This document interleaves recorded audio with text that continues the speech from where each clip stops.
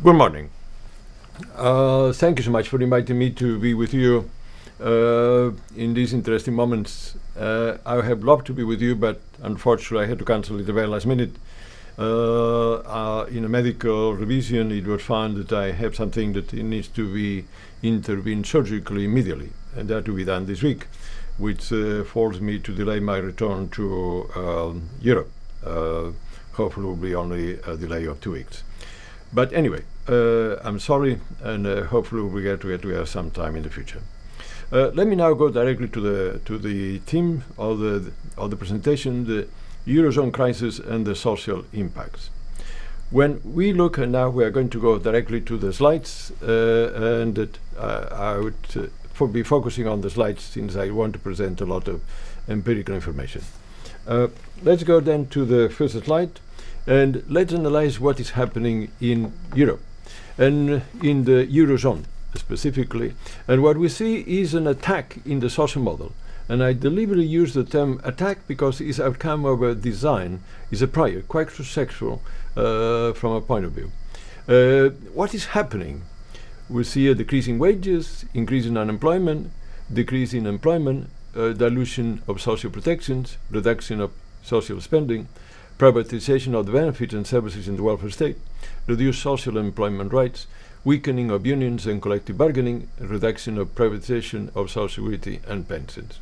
That happens in all the Eurozone, as a matter of fact happens in all Europe and also in North America, but specifically and very much in particular in the periphery of the Eurozone. Why that is occurring? And here we have the voices of the European establishment. Let's start with Mario Draghi, President of the European Central Bank, who says that European social model is unsustainable. We can also go to Germany, and Chancellor Angela Merkel says in a television interview that the crisis of the euro is caused by a lack of fiscal discipline in several countries where leaders acted irresponsibly, basically Southern European governments. And Mariano Rajoy, President of the Conservative government in Spain, in a press conference says we have spent above our means. Until this is corrected, we cannot get out of this crisis. It's an agreement with Merkel that we're just spending too much, acting irresponsibly from a fiscal point of view. That is the conventional wisdom explanations of why the social model has to be reduced. Now, let me now here indicate there is plenty of evidence that none of these statements are credible. But I'm not going to present evidence in this setting, in these minutes, short time I have. I refer you to my blog, where there's plenty of evidence showing that each one of these statements is an error or is false. But let me now go to my explanation, which has to recover a category of analysis that have been abandoned in academic and not to speak about general media. Let me come back then and put the conflict capital-labor in the center of the problems that we are facing. A conflict that used to be called class struggle, but that term does not appear any longer in the pages of academia or in the media, general media as well.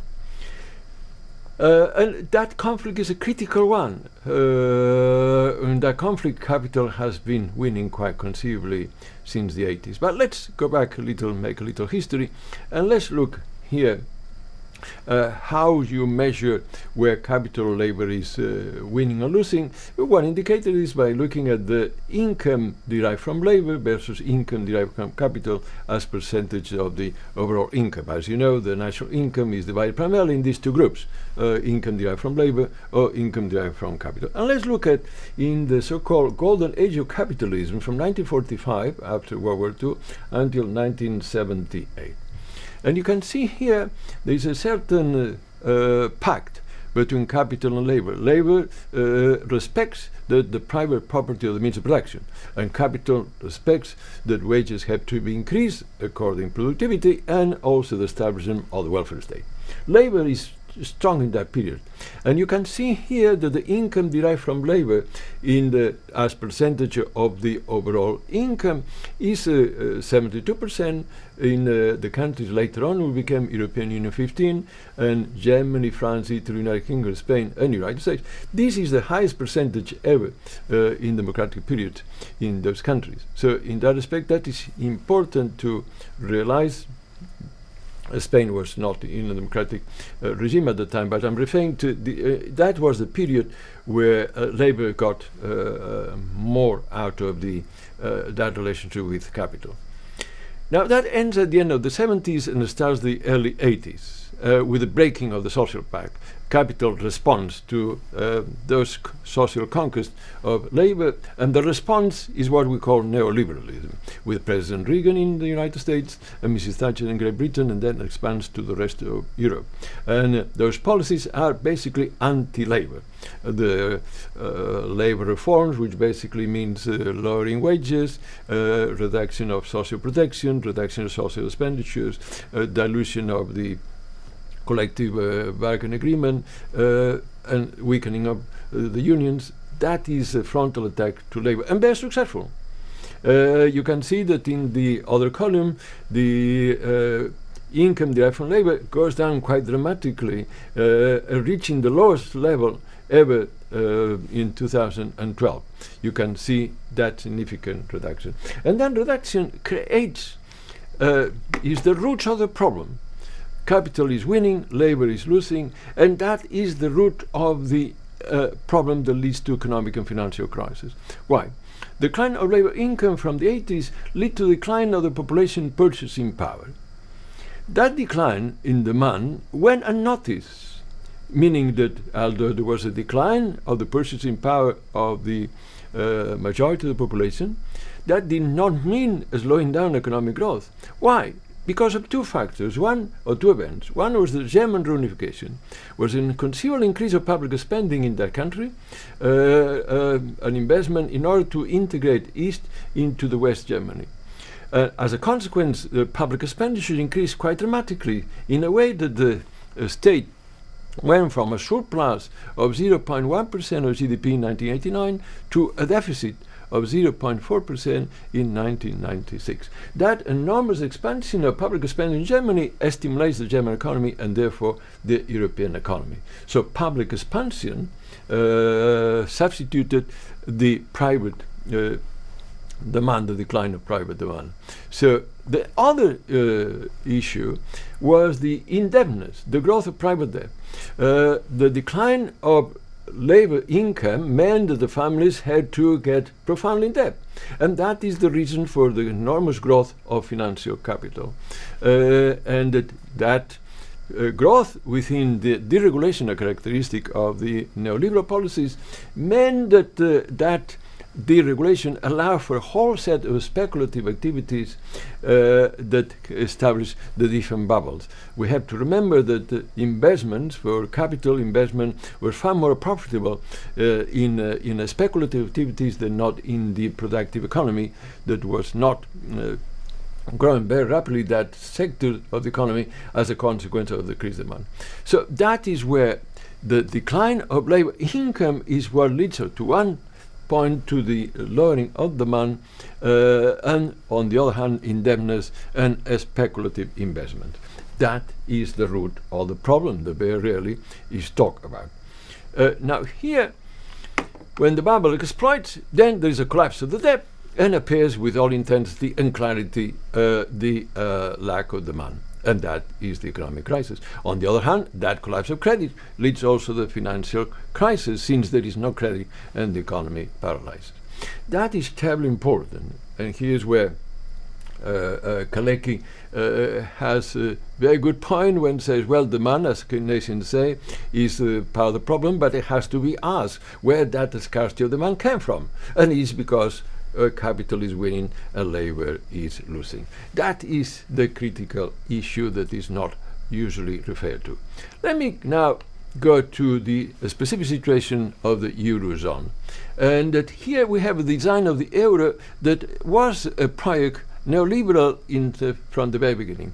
And it had two columns. One is the fiscal column, and the other one the monetary column. The fiscal policy was basic in the Maastricht Treaty. That you know, the states were supposed not to spend more than 3% as a deficit of the GNP.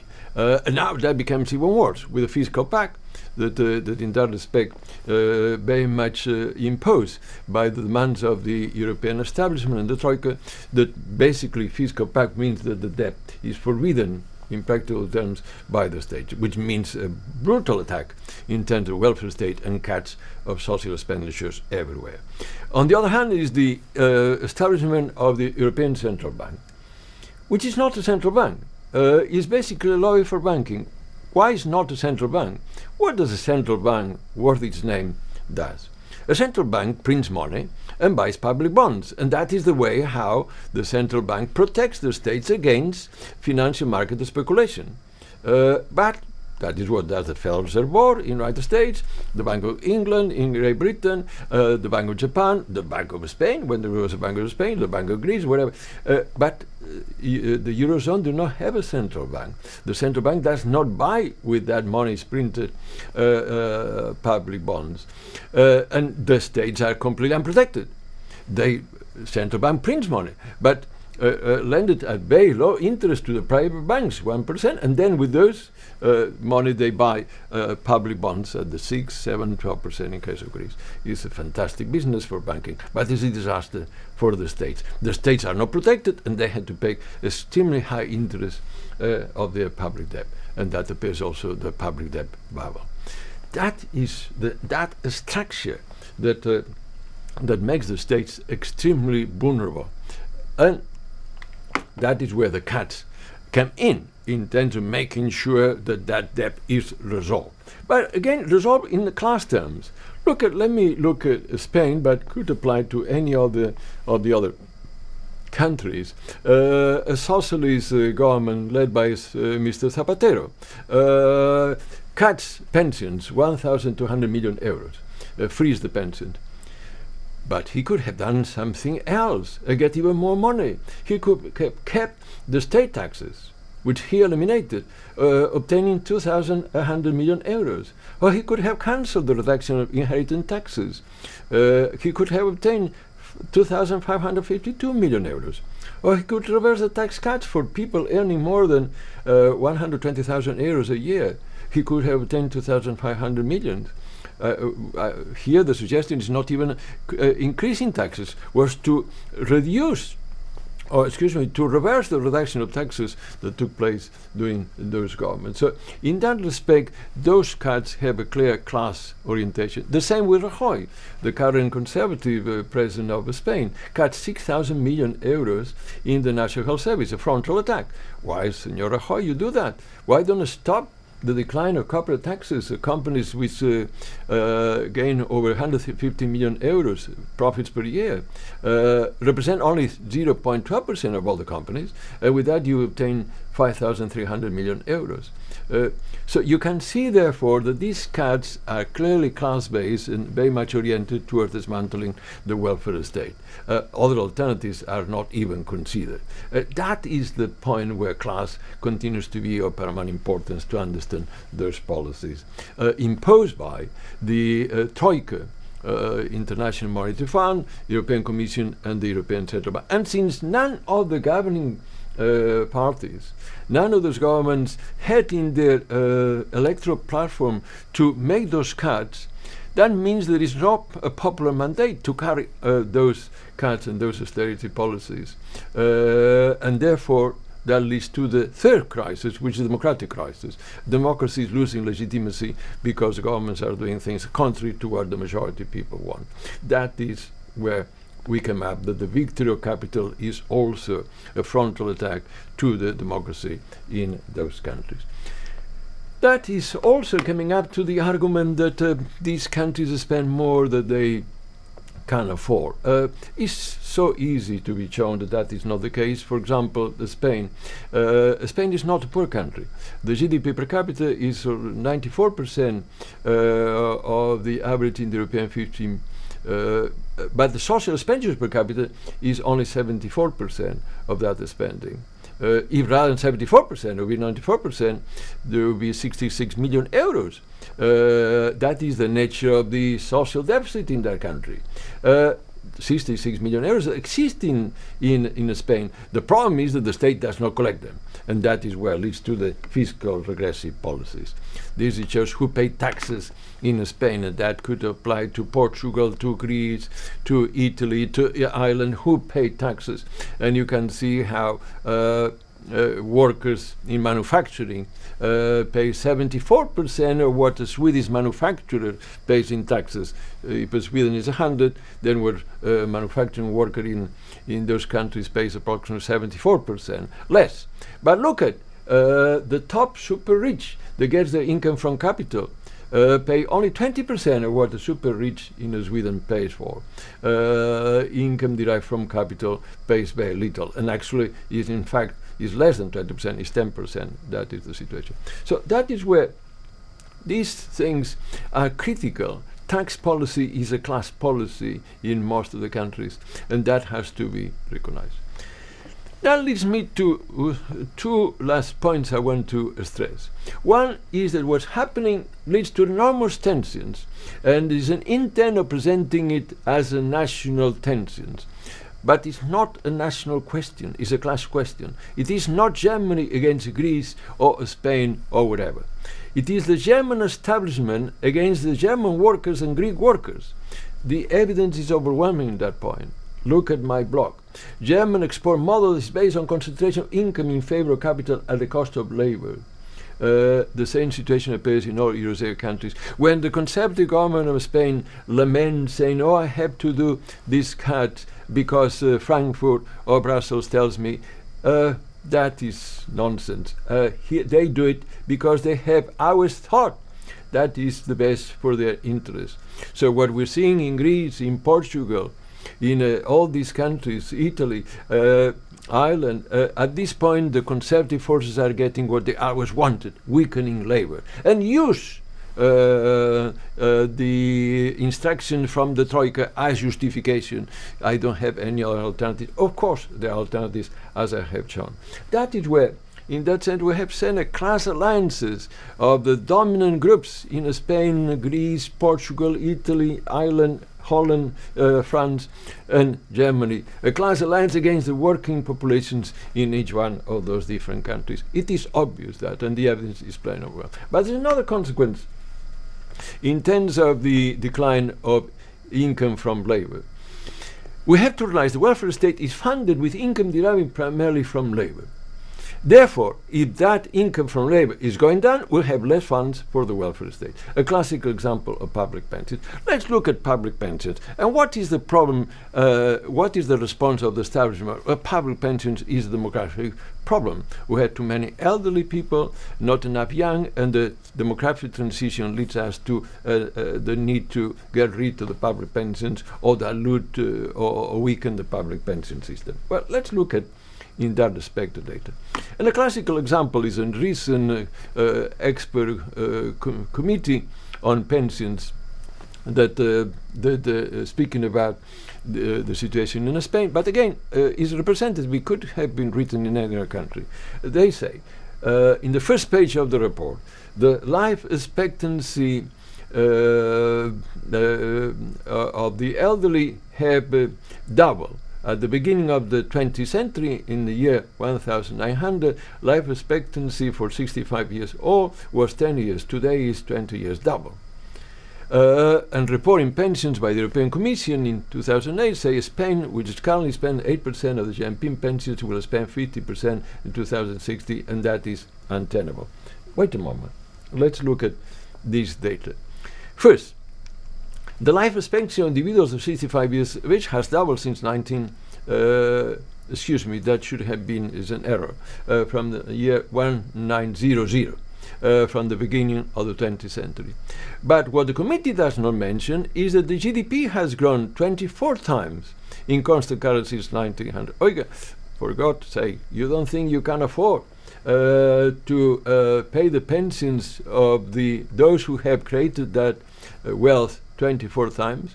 although the life expectancy has doubled. That is where the issue is not demographic transition, but distribution of the wealth and income created in a society. Let me, because I had to run that very quickly, that there are these policies, and the solution of those policies proposed by the establishment are clearly class-based. Let me show you a classical example that could happen anywhere in the Eurozone. There is the emphasis to delay the age of retirement 2 years, and some even saying 5 years, for everyone. That is a class-based policy. Why?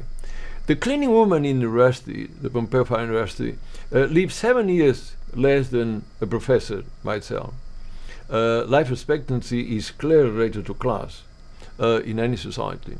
It is not fair to ask that cleaning woman to work 2 more years to pay for my pensions that is going to survive her for 7 more years. That is what is happening. So those response to the so-called crisis they consider to be outcome of demographic transition is clearly class-based constantly. Now let me go to the issue that the class struggle has been substituted in that way of explaining reality as the age struggle. We're seeing that the young are against the elderly are exploiting the young, and the young does not have future. And that is the new struggle. But it's not a demographic problem. It's an income distribution problem. And that is the critical issue. And with this, I want to finish. Look at here symbolically. Let's say that the GNP in a country, any country, has 4 euros. And that in that respect, let's assume here that that of these 4 euros, 2 go to capital and go to the blue, and 2 go to labor. And after these 2, 1 to go to salaries, and the other 1 goes to pensions. Now, if capital increases at the same rate it has been increasing, it could come up that in that respect the capital could increase, and rather than having 2 out of 4, might have 3 out of 4. But it does not mean that labor has only 1. That means, therefore, that that out of that, 50 cents will be for salaries, and the other 50% will be for pensions. And that is why from $1 has gone to 50 cents. And there are less income to support the pensions. That is the issue, that the expansion of income derived from capital subtracts from income derived from labor, and the welfare state is funded with income from labor. And that is the problem. It has nothing to do with the demographic transition. When now there is this unemployment, this lowering of wages, this situation in which labor income is declining, that is a frontal attack to the future pensions, and it's nothing to do with demographic transition. So in that respect, and here I want to finish, I want to finish indicating the enormous importance of focusing on the capital-labor conflict as the explanation for the financial, economic, and political crisis. And now we can go directly and finish the slides. What I want to stress then is that the importance of recovering certain categories of analysis that have been marginalized, discriminated, or silenced, because it has to do with the basic conflict. As Mark once said, the history of humanity is the history of class struggle. And the only thing I want to stress is that what is happening now is not an exception. Thank you so much.